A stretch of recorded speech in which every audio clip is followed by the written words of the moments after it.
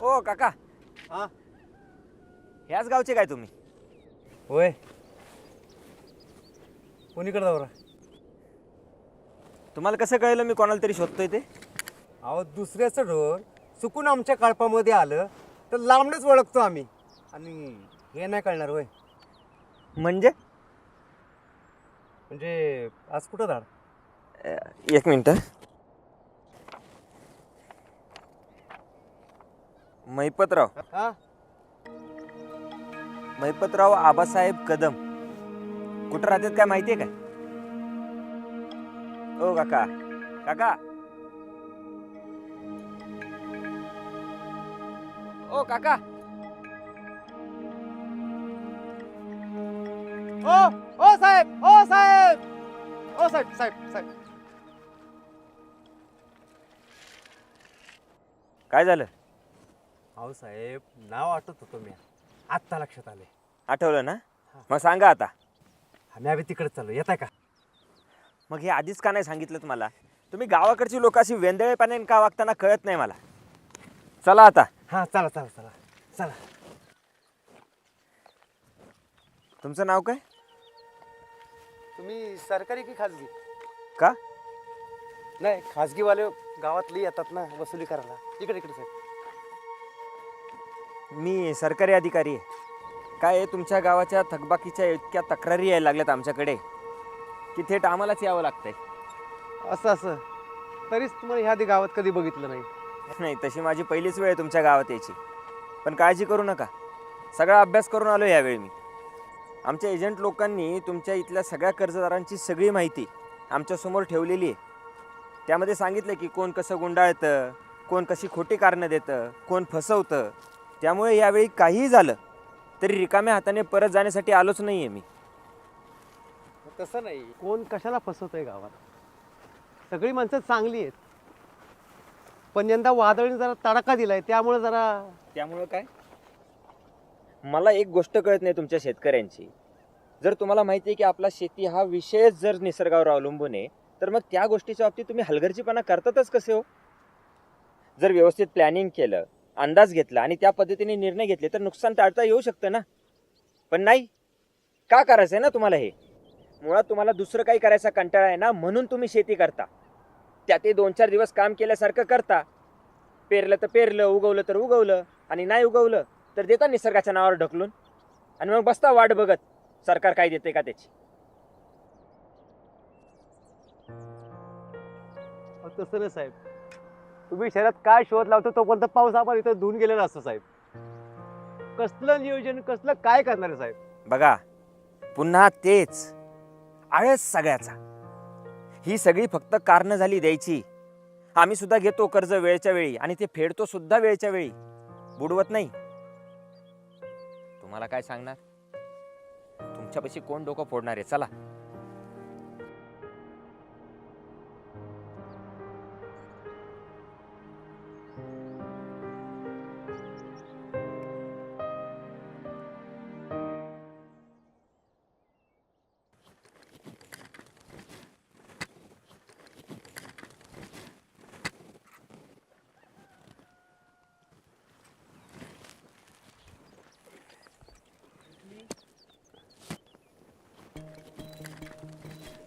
ओ साहेब, धक्का देता का जरा? काय? हात लावता का जरा? या ना. हे यार,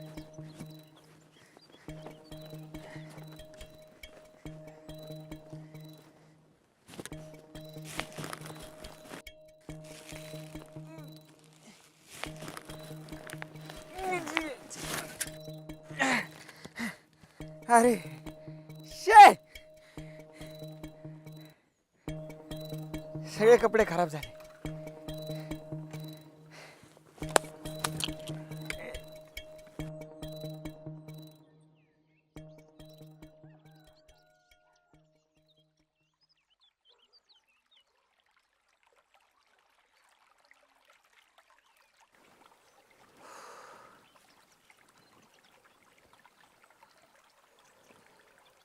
आता म्हणू नका की हे पोतं मला घ्यायचं डोक्यावरती. हो नाही साहेब, हो तर मॅच घेणार आहे. पण सायकल जरा पलीकडे न्याल का?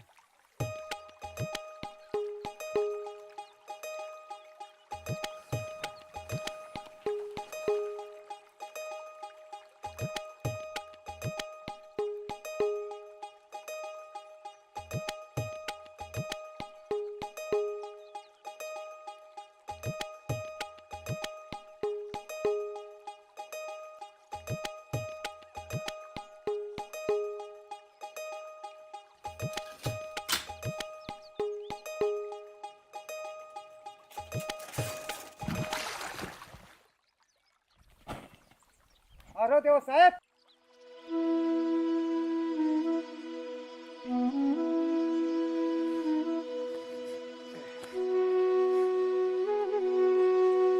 काय झालं हे सगळं? साहेब, लागलं ना तुम्हाला? तुमच्या समोर पडलो ना, आपटलो ना तिथे एवढ्या जोरात, तरी विचारताय लागलं नाहीये का म्हणून? सगळे कपडे खराब झाले माझे. माफ करा साहेब, माझ्यामुळे तुमचे कपडे खराब झाले. बास, तुझी माफी नकोय. कुठे जायचं ते सांग आता आणि चल पटकन. सकाळपासून एक काम झालं नाहीये धड, त्यात हा अवतार झालाय, त्याचं काय? माफ करा, माझ्यामुळे त्रास. चला तिकडं.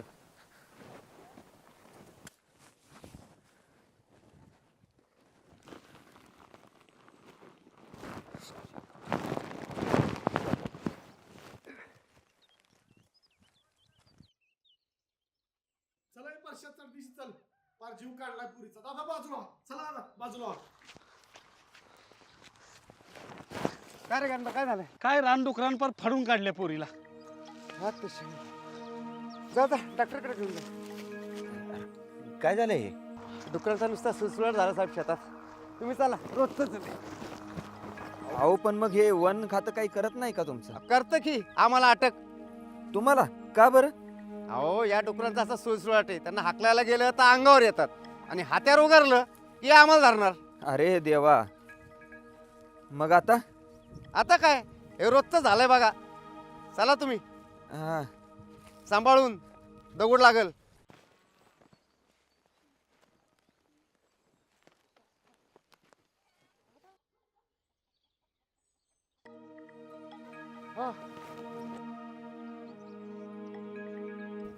अगं काय करते तू? ठेवते. अरे ड्रिपिंगला काय झालं? अहो सकाळीच मोटार जळली आहे. लाईट कमी जास्त होती वाटतं. अच्छा मायला, आता 10 दिवस हातानेच पाणी फेंडावं लागेल शेताला. चल ठीक आहे, राहू दे. पाहतो मी.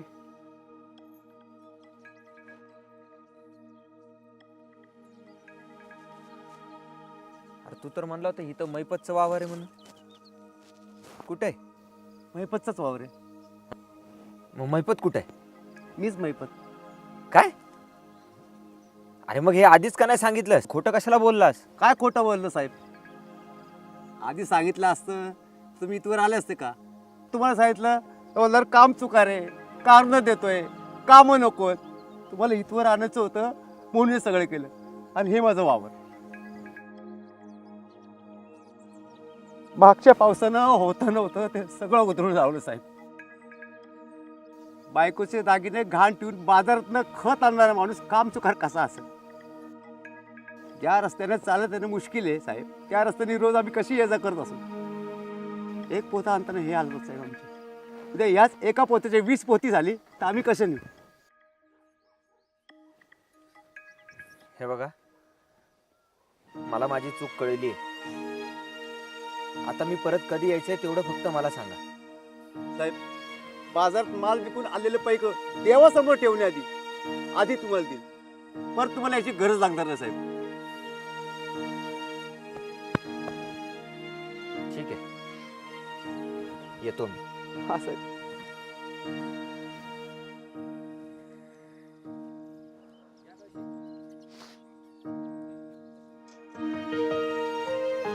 शेतकरी होणं इतकं बी सोपं नसतं. धरणीचा ताप, आभाळाचा मारा सोसणं इतकं बी सोपं नसतं. सोपं असतं तर कुणी बी शेतकरी झालं असतं.